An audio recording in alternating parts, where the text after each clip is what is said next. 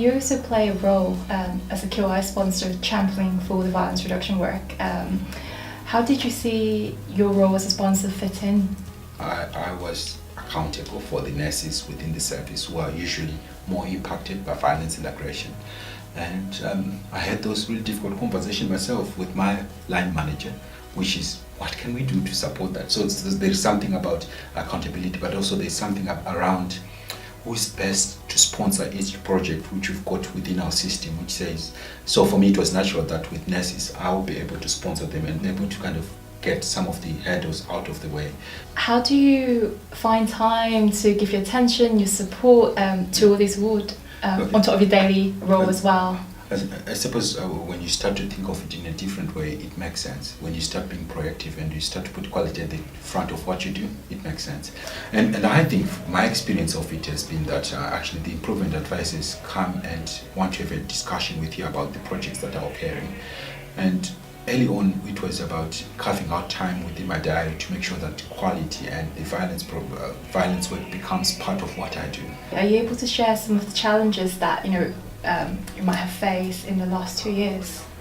What I can describe as false assurance of safety on wards sometimes, and people veering off and not continuing with the work. I think that's been a real challenge of how do you keep people enthused with the work and how do you make it learning as usual. I think when a ward takes responsibility for the violence that happens on their ward as a team, it makes a difference.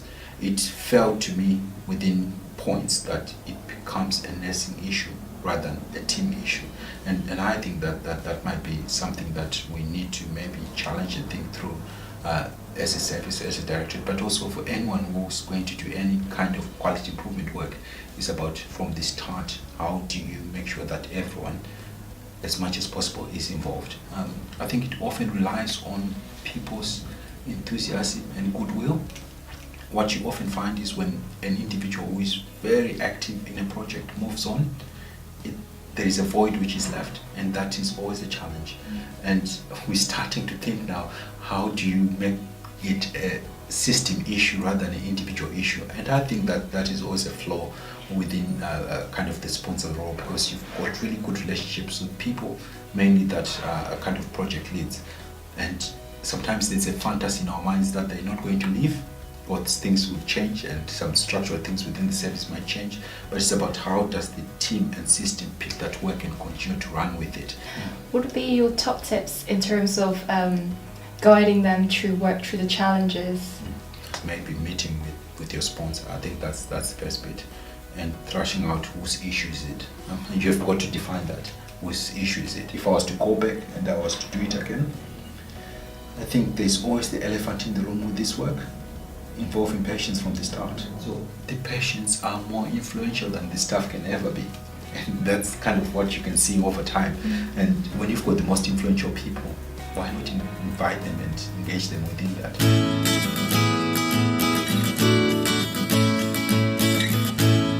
I think we've grown and matured as a service, and the way we deal and work with violence and aggression has changed. Just that space for people to work and think through across the service and organization and networking within the service, we've managed, and hopefully we'll continue to do that, to retain more staff within our service.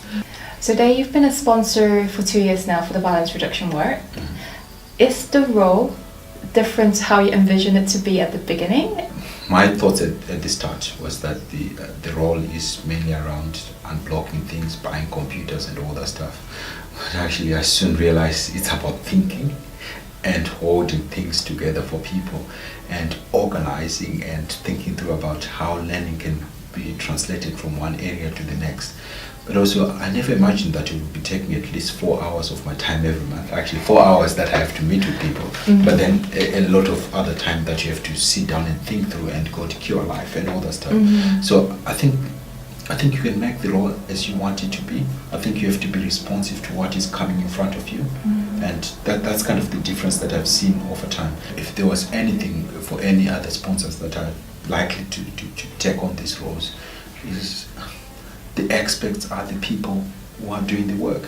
You're just there to sit, listen, hear, maybe direct. But actually it's not about direction, it's about thinking through, is this feasible to do or not? And how do you champion, as a sponsor, for the project to say to the DMT or director that actually this is important, it's worth our while because it will ultimately lead to service improvement or patient improvement? I suppose as a sponsor, one of the things I think, because I've got dual roles, so for me, violence was always about nurses, and people that are impacted are mainly nurses. So that's my role, to kind of advocate for nurses anyway. I think the other bit which is important about sponsors is maybe to think about how much influence you might have with that staff group. I'm not sure. That's the other bit which is important maybe to think about when people are being allocated.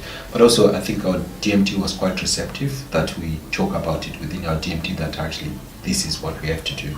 And making it part of your service plans is really helpful. So in terms of your kind of future strategies for your service, actually putting it there makes someone accountable for it. Thank you, Dave, for sharing your sponsorship role and your experience. I think that's very inspiring.